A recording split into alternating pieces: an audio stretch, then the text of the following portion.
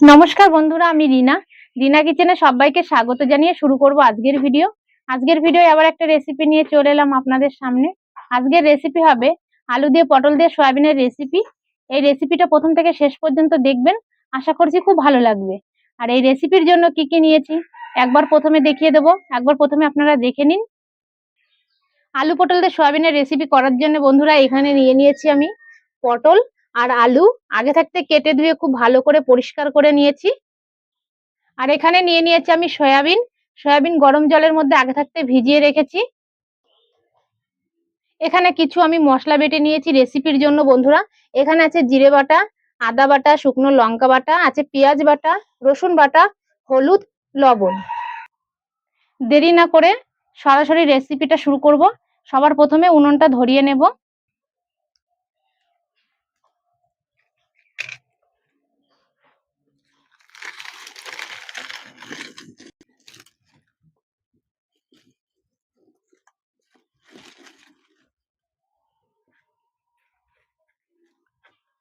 উনান ধরিয়ে নিয়েছি, এবার উনানে কড়াই বসিয়ে দিচ্ছি।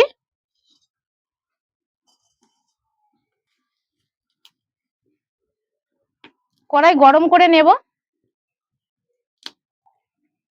সয়াবিনের জল আমি খুব ভালোভাবে ঝরিয়ে নিয়েছি হাত দিয়ে চিপড়ে। কড়াই গরম হয়ে গেছে, কড়াইয়ে দিয়ে দিচ্ছি পরিমাণ মতো সর্ষের তেল। তেল গরম হয়ে গেছে, জল ঝরানো সয়াবিন গুলো আমি প্রথমেই ভেজে নিচ্ছি, দিয়ে দিচ্ছি তেলের মধ্যে। তেলের সঙ্গে একটু নাড়াচাড়া করে দেবো সয়াবিন। আর সয়াবিন গুলো কিন্তু খুব ভালো করে ভাজতে হবে, নাহলে কিন্তু খেতে ভালো লাগবে না, কাঁচা গন্ধ আসবে।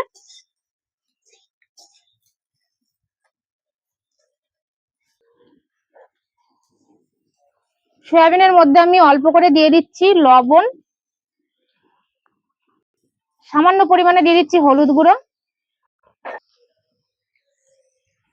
মিশিয়ে নেব সয়াবিনের সঙ্গে হলুদ আর লবণ।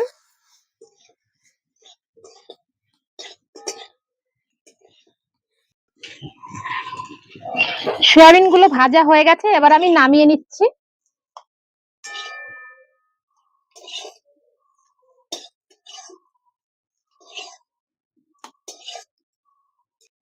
সয়াবিন গুলো সম্পূর্ণ আমি তুলে নিয়েছি একটা বোলের মধ্যে। আবারও কড়াইয়ে দিয়ে দিচ্ছি তেল।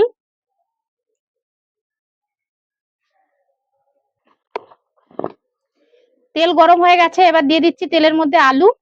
আলুগুলো আমি লালচে করে ভেজে নেব উল্টে পাল্টে।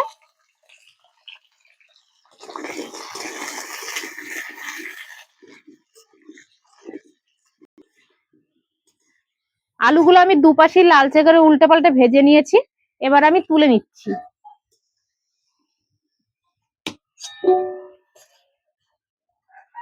আলুগুলো তুলে নিয়েছি, এবার এই তেলেই দিয়ে দেব পটল। দিয়ে দিচ্ছি পটল।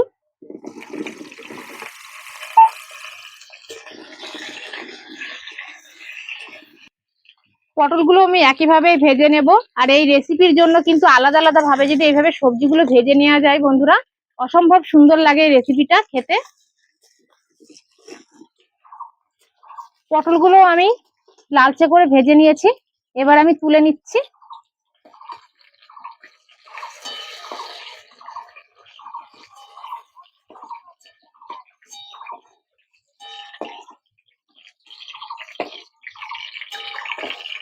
পটলগুলো সব তুলে নিয়েছি,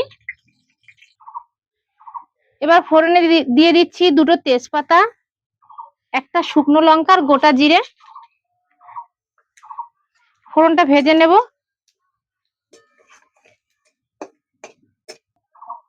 ফোড়নটা ভাজা হয়ে গেছে, এবার দিয়ে দিচ্ছি আমি টমেটো পিউরি।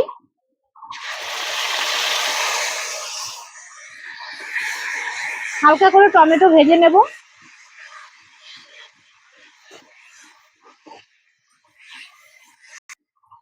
টমেটো দিয়ে আমি 1 মিনিট মতো ভেজে নিয়েছি, এবার দিয়ে দিচ্ছি পেঁয়াজ।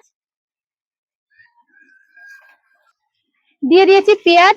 পেঁয়াজটা টমেটোর সঙ্গে একটু ভেজে নিচ্ছি।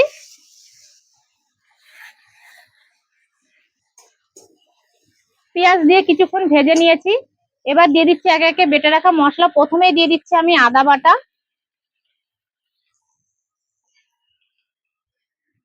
এবার দিয়ে দিচ্ছি জিরে বাটা, এবার দিয়ে দিচ্ছি শুকনো লঙ্কা বাটা, এবার দিয়ে দিচ্ছি রসুন বাটা। মশলা একসঙ্গে মিশিয়ে নেব। এবার আমি মশলার মধ্যে দিয়ে দিচ্ছি পরিমাণ মতো লবণ আর দিয়ে দিচ্ছি পরিমাণ মতো হলুদ। মশলার সঙ্গে মিশিয়ে নেব হলুদ আর লবণ, আর মশলা খুব ভালোভাবে কষিয়ে নেব। মশলা আমি কিছুক্ষণ কষিয়ে নিয়েছি। এবার ভেজে রাখা আলু আর পটল দিয়ে দিচ্ছি মশলার মধ্যে। একবারে আমি সয়াবিনটাও দিয়ে দেব। দিয়ে দিচ্ছি ভেজে রাখা সয়াবিন।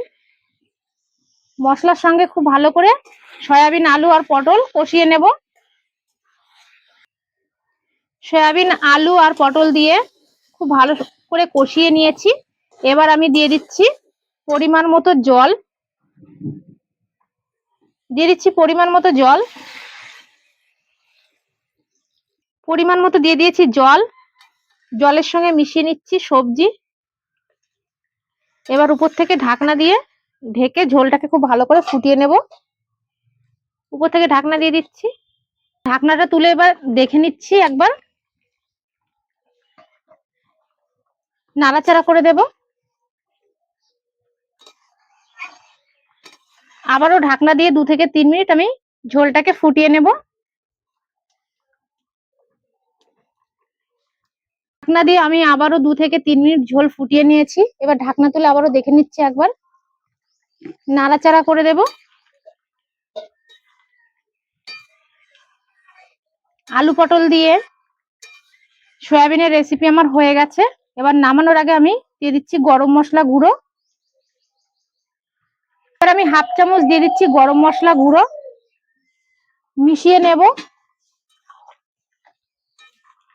আলু পটল দিয়ে সয়াবিনের রেসিপি আমার হয়ে গেছে। এবার আমি নামিয়ে নিচ্ছি। আলু পটল দিয়ে সয়াবিনের রেসিপি আমার হয়ে গেছে বন্ধুরা, আমি নামিয়েও নিয়েছি। আর এইভাবে কিন্তু একবার বাড়িতে তৈরি করে দেখুন, মাছ মাংসের স্বাদ কিন্তু ভুলে যাবেন, এই রেসিপিটাই বারবার খেতে চাইবেন। আলু পটল দিয়ে সয়াবিনের রেসিপি যদি আপনাদের ভালো লেগে থাকে বন্ধুরা, ভিডিওতে লাইক করবেন, কমেন্ট করে জানাবেন আজকের রেসিপি আপনাদের কেমন লাগলো।